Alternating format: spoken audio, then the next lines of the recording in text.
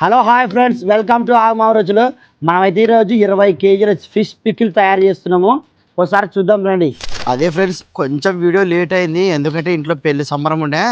నేను చేపలు ఈరోజు మొత్తం తెప్పించేసి నీట్గా కడిగి నూనెలో వేపి మంచిగా ఉప్పు కారం వేసి బాగా ఇట్లా ఇట్లా ఇట్లా తిప్పితిమి.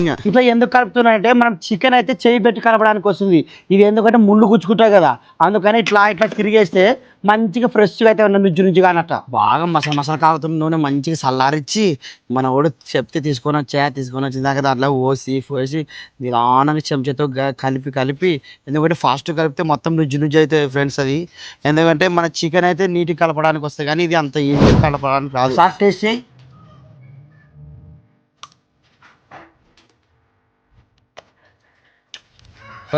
ముద్దపల్లి మీరు ఆర్డర్ పెట్టుకోండి, డబ్బా కాదు కానీ ఒకసారి ఆర్డర్ పెట్టుకుని చూడండి.